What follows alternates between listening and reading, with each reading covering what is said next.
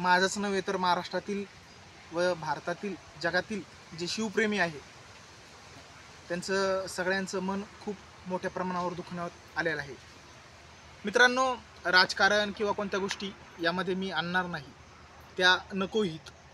जे ही महाराष्ट्रातील देशातील जगातील शिवप्रेमी आहे त्यांनाही नको. परंतु जे काल मालवण येथे जी घटना घडली ती अतिशय दुर्दैवी आणि एक म्हणजे निषेधार्थ घटना आहे.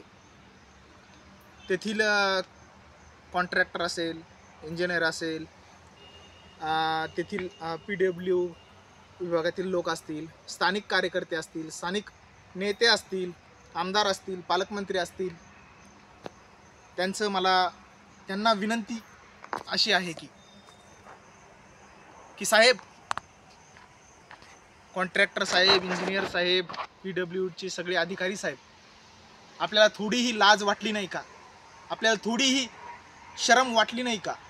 ज्या राजानं अख्खा महाराष्ट्र आज 400 वर्ष होऊन त्या राजाचं नाव ह्या जगात गाजत आहे.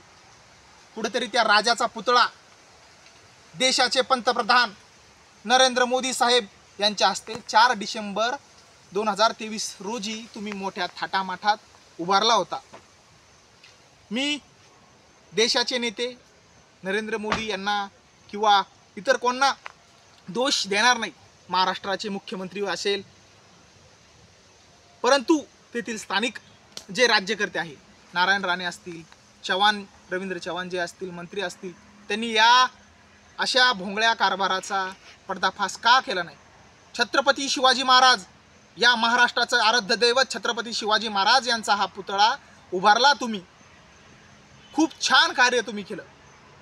आणि देशात छत्रपती शिवाजी महाराजच नव्हे, इतर कोणतेही महापुरुष असू द्या, कोणतेही महापुरुषाचे पुतळे असू द्या, तुम्ही असे खोटारडेपणानं किंवा प्रसिद्धीसाठी, राजकारणासाठी उभे करू नका.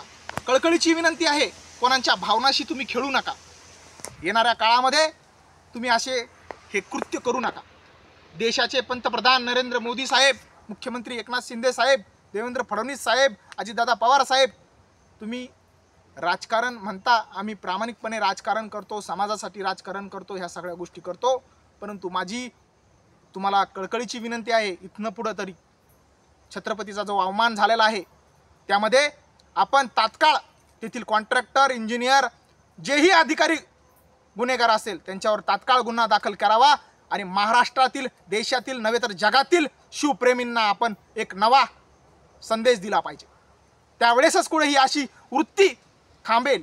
अन्यथा इतर कोणाचेही पुतळे, कोणत्याही सगळ्या गोष्टी असे फ्रॉड कामं करून आणि डुप्लिकेट कामं करून हे अपमान करतील, याचा मी जाहीर निषेध करतो. धन्यवाद मित्रांनो. जय हिंद, जय महाराष्ट्र.